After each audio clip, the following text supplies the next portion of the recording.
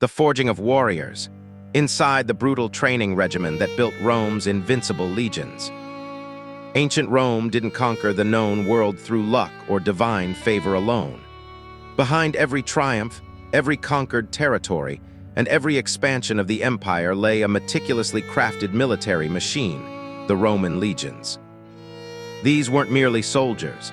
They were the product of one of history's most systematic and brutal training programs, designed to transform ordinary citizens into disciplined warriors capable of marching across continents and holding formation in the face of death itself. The secret to Rome's military dominance wasn't superior technology or overwhelming numbers.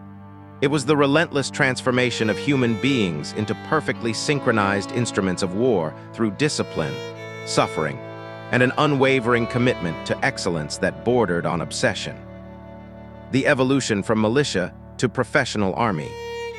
The Roman military system underwent a revolutionary transformation that would reshape the ancient world.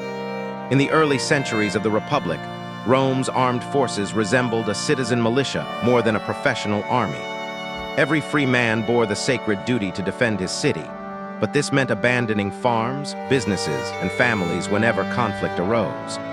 There were no regular wages, and each soldier was responsible for purchasing his own equipment and supplies. This citizen-soldier model functioned adequately when Rome remained a city-state with limited territorial ambitions. However, as Roman influence expanded beyond the Italian peninsula, incorporating new provinces, facing rebellions, and establishing garrison posts along increasingly distant borders, the old system became utterly unsustainable. The transformation began during the twilight of the Republic and reached its full realization under Augustus, the first emperor. Augustus established regular wages, campaign bonuses, and substantial land grants upon completion of service. Military service evolved from a civic burden into a prestigious career path, particularly attractive to Rome's poorer classes who saw it as their pathway to prosperity and social advancement. This shift created a fundamental change in military loyalty. No longer did soldiers serve primarily the Senate or the abstract concept of Rome itself. Their allegiance transferred to the generals who commanded them, who paid them, and who could elevate them to heights previously unimaginable. Thus emerged the Roman professional army, a force that didn't merely fight when necessary, but lived, breathed, and existed for warfare itself. The magnificent structure of the Roman legion. To harness this growing military force, Rome developed an organizational structure so sophisticated and efficient that modern armies around the world continue to study its principles today. Each legion functioned as a self-contained military machine comprising 5,000 to 6,000 soldiers, meticulously divided into 10 cohorts. Each cohort was further subdivided into maniples and centuries, smaller tactical units led by experienced officers who could execute complex battlefield maneuvers with lightning speed and precision. The system resembled a living chessboard where every piece possessed the ability to think, react, and coordinate with perfect synchronization. This organizational genius enabled not only intricate tactical movements, but also the control of massive military forces across vast distances. At the height of the Roman Empire, the scale of this military apparatus was truly colossal. Approximately 150,000 legionaries and 180,000 auxiliary troops were deployed across a territory encompassing more than 10,000 kilometers of borders. From the mist-shrouded highlands of northern Britain to the scorching sands of the Sahara Desert, from the dense forests of Germania to the rugged mountains of Syria, Roman forces maintained a presence that required unprecedented logistical coordination. Keeping these forces mobilized, supplied, and combat-ready represented a logistical challenge that would daunt even modern military planners. Rome's solution involved extensive networks of roads that enabled rapid troop movement, sophisticated supply chains that could provision armies across continents, strategically positioned military depots, and specialized officers trained in logistics and administration. This infrastructure was designed so that a single command from Rome could be executed anywhere in the empire, with absolute discipline and efficiency. The rigorous science of recruitment. Before any man could don the iconic armor and wield the legendary gladius, he had to survive Rome's notoriously selective recruitment process, which was as demanding as the training that followed. Recruitment was conducted by officers known as conquistadors, who traveled throughout the empire's towns and villages searching for candidates between the ages of 18 and 23. However, youth alone was insufficient. The conquistadors evaluated every aspect of a potential recruit's background: physical condition, family heritage, occupation, literacy levels, and even personal behavior and character. Only free men could serve in the legions. Slaves and criminals were categorically rejected, except during times of extreme military crisis when Rome's survival hung in the balance. Auxiliary soldiers recruited from the provinces faced different criteria, but underwent equally thorough evaluation. Skilled professionals such as blacksmiths, carpenters, shoemakers, and tailors were especially prized, as they could be assigned crucial logistical roles within the legion that kept the military machine functioning smoothly.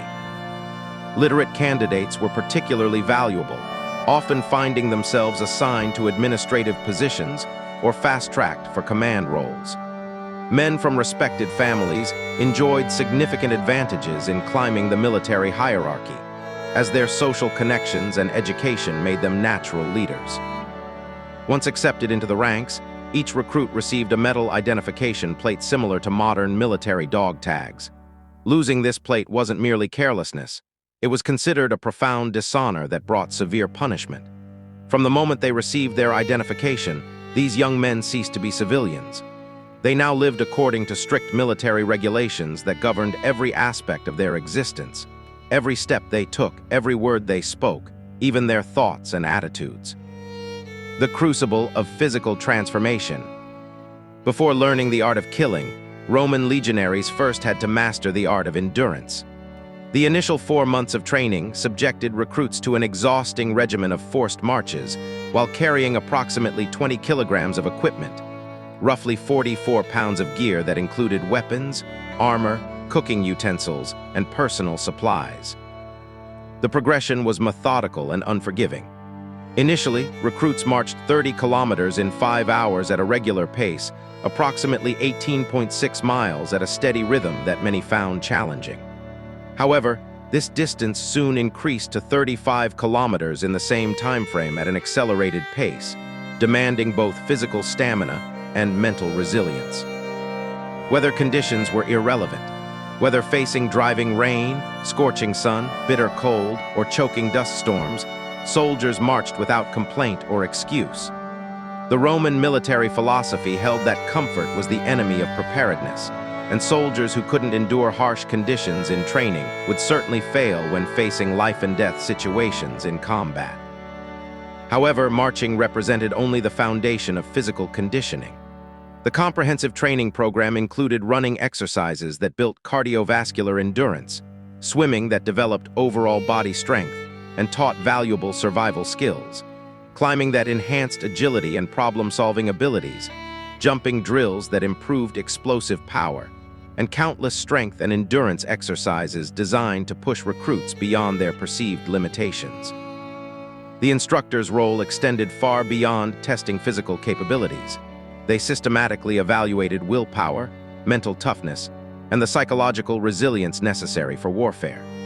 The ultimate goal was transforming each recruit's body into a virtually indestructible machine capable of sleeping on frozen ground, surviving on minimal rations, carrying heavy loads across vast distances, and still maintaining combat effectiveness after days of continuous operation.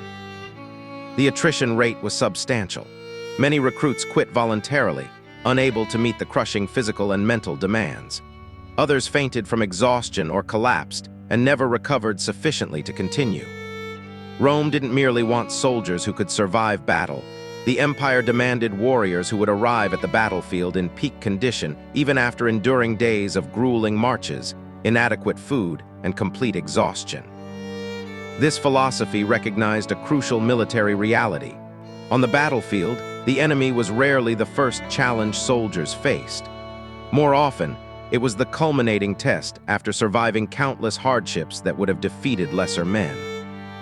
The deadly art of combat training. Once recruits' bodies had been hardened through relentless endurance training, the next phase focused on transforming them into lethal fighters capable of dominating any battlefield encounter. Roman combat training employed an ingenious method. Legionaries trained exclusively with wooden weapons deliberately manufactured to be twice as heavy as their actual combat equipment. The reasoning was elegantly simple, yet brutally effective. If a soldier could master techniques using the heavy wooden gladius, the steel version would feel like a weightless extension of his arm, allowing for lightning-fast strikes and superior maneuverability in actual combat situations. Training sessions included comprehensive instruction in slashing techniques, precise thrusting attacks, and defensive blocking maneuvers against both stationary posts and moving targets that simulated real combat conditions. Crucially, all training occurred while wearing full armor, ensuring that every movement became a simultaneous test of strength, endurance, and technical control. However, Roman combat training transcended mere physical technique. It was fundamentally a mental discipline. The primary objective was making combat responses completely automatic, transforming conscious thought into pure instinct. In genuine battle situations, there was no time for hesitation, analysis, or decision-making. Survival depended entirely on instantaneous, flawlessly executed responses that had been drilled into muscle memory through countless repetitions. Beyond sword work, recruits mastered the pilum, Rome's signature javelin featuring an ingenious iron tip designed to bend upon impact, preventing enemies from retrieving and reusing the weapon against Roman forces. Soldiers learned to throw these javelins with devastating force, pinpoint accuracy, and perfect timing during battlefield advances. Advanced training included the armatura, sophisticated combat simulations using actual weapons, where soldiers faced off against one another under the careful supervision of veteran instructors. These instructors were typically battle-hardened veterans with extensive campaign experience who received double pay in recognition of their critical role in preparing the next generation of warriors. Every repeated strike built crucial muscle memory. Every practiced defensive maneuver represented a future life potentially saved. In this environment, mistakes were not merely discouraged. They were absolutely forbidden, as errors in training could translate to death in combat. The iron discipline of military justice. Within the Roman legions, discipline was considered sacred, and the survival of thousands of men depended on absolute, unquestioning obedience to orders. Even minor infractions were punished with a severity that modern observers might consider excessively cruel, but Romans viewed as essential for maintaining military effectiveness. The centurion, commanding approximately 80 soldiers, served as the primary enforcer of discipline. He invariably carried a vine staff, the visible symbol of his authority, and used it frequently to maintain order and compliance among his men. The punishment system was systematically brutal. Falling asleep during guard duty resulted in public beatings administered before the assembled unit. Theft of military supplies brought imprisonment, deliberate starvation, and public humiliation designed to break the offender's spirit. Displaying cowardice before the enemy meant facing a military tribunal that could impose sentences ranging from disgrace to execution. However, when offenses affected entire units, Rome employed its most psychologically devastating punishment, decimation. In this horrific process, 1 out of every 10 soldiers was selected by lottery and executed by his own comrades, typically through stoning or flogging to death. This represented psychological warfare against Rome's own troops, designed to eliminate any possibility of collective insubordination. Historical records document the effectiveness of this brutal system. Julius Caesar, despite his reputation as a brilliant strategist and generally popular leader, didn't hesitate to apply decimation when a unit retreated before the enemy, demonstrating that even the most successful commanders prioritized discipline above personal popularity or humanitarian concerns. For Romans, fear of punishment was as essential as weapons training. Their military philosophy held that an army fearing the enemy was fundamentally weak and unreliable. but an army that feared its own commanders possessed the psychological foundation for invincibility. The sacred oath of eternal loyalty. After months of grueling physical training, harsh discipline, and relentless mental conditioning, recruits prepared for their transformation from civilians into official Roman legionaries through the sacramentum, the solemn oath of loyalty that bound them to the empire for life. Originally, this oath was sworn to the Senate and people of Rome, representing the Republic's democratic ideals. However, with the empire's establishment, loyalty shifted to the emperor, who was recognized as the supreme commander of all armed forces and the personification of Roman power and authority. The sacramentum was far more than symbolic ceremony. It represented a life-and-death commitment that fundamentally altered the oath-taker's identity and future. Soldiers swore to obey orders without question or hesitation, fight to their last breath, never abandon their unit regardless of circumstances, and willingly die for Rome's glory if necessary. Betraying this oath was considered betraying one's essential identity as a Roman and a human being. As part of this sacred ritual, soldiers received military diplomas, bronze plaques inscribed with their names, enlistment dates, and specific rights earned through military service. These documents were guarded with extreme care, as they represented not only current status and salary, but also future security and prosperity.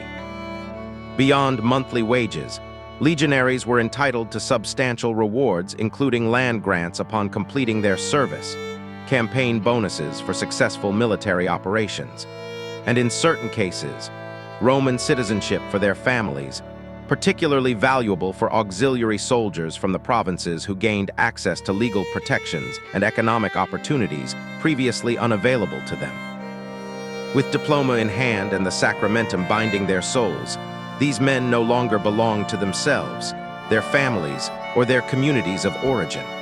From that moment forward, they belonged entirely to Rome, body and spirit. The enduring legacy of Roman military excellence.